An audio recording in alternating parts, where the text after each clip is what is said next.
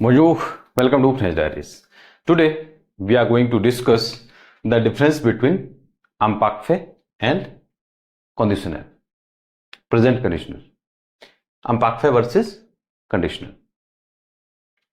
So let's get started.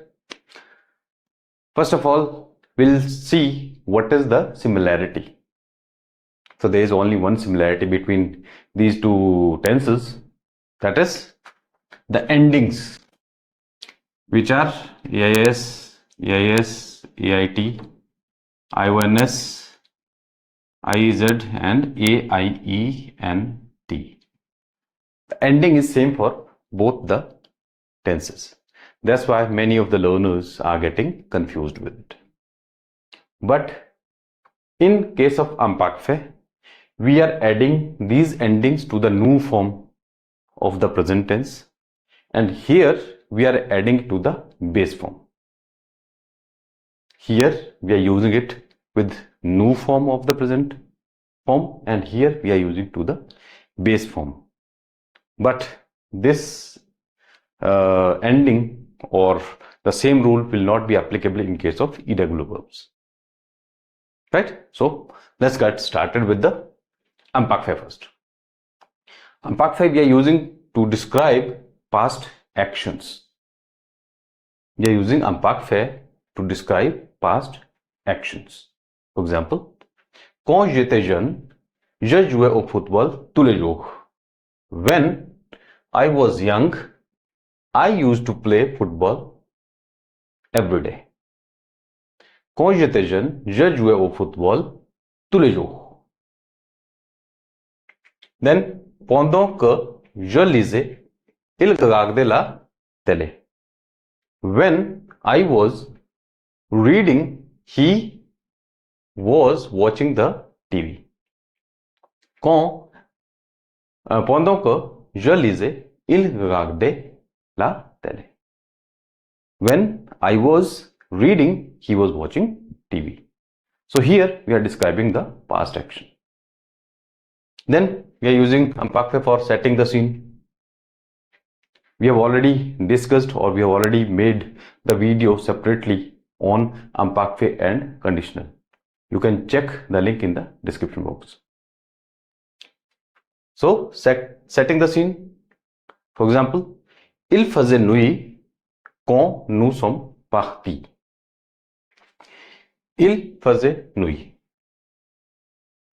It was night when we left. Il faisait nuit quand nous sommes partis. It was night when we left. Il était une fois dans une forêt lointaine. Lointaine is long distant. Once upon a time, in a distant forest. When we are setting up some scene, right? Before a story or something. Il était une fois dans une forêt lointaine. Correct? Let's move to another one, describing emotion or condition in the past. Emotion and conditions, but in the past. For example, elle était fatiguée quand elle est rentrée du travail. She was tired when she came back from work. Elle était fatiguée quand elle est rentrée du travail.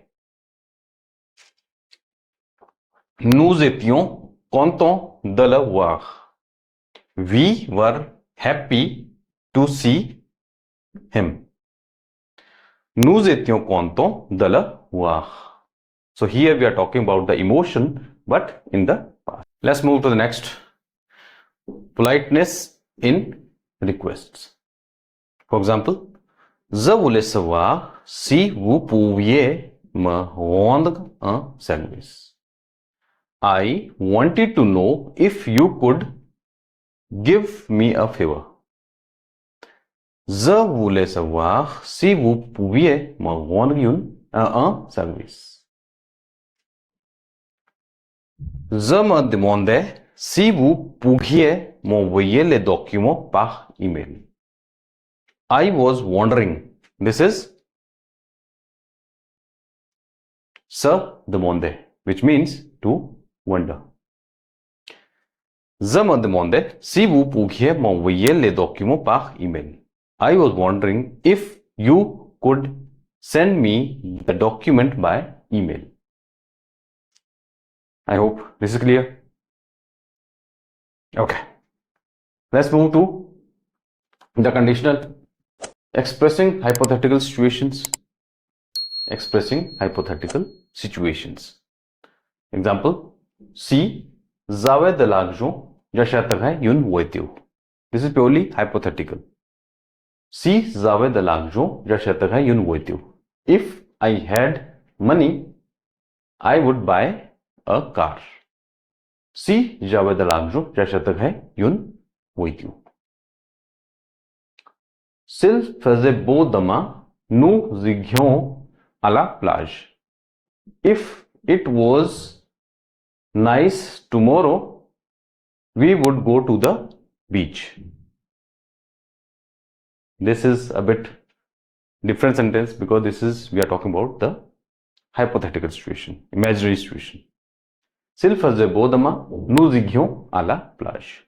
If it was nice tomorrow, we would go to the beach. Then polite request and suggestions. Polite requests and suggestions when you want to be polite or give suggestions to somebody. For example, pouviez-vous m'aider avec ce projet s'il vous plaît? Could you help me with this project, please? Pouviez-vous m'aider avec ce projet s'il vous plaît? Then, je voudrais une tasse de thé s'il vous plaît? I would like a cup of tea, please. Je voudrais une tasse de thé s'il vous plaît? Then we can also use conditional for softening statements. For example, je voudrais te voir plus souvent. Je voudrais te voir plus souvent. I would like to see you more often.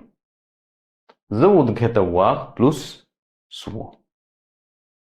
Then, je vous téléphonerai demain pour fixer un rendez-vous. Rendez-vous is meeting. Je vous téléphonerai. I would call you tomorrow to fix an appointment. Je vous téléphonerai demain pour fixer un rendez-vous. Clear? Then, future, but in the past. When we are talking about future, but in the past. For example, il m'a dit qu'il viendrait. He told me that he would come. Il m'a dit qu'il viendrait. He told me he would come. Elle a pensé qu'elle réussirait à l'examen. She thought that she would pass the exam. Elle a pensé qu'elle réussirait à l'examen. I hope this is clear. So this is the difference between imparfait and conditional.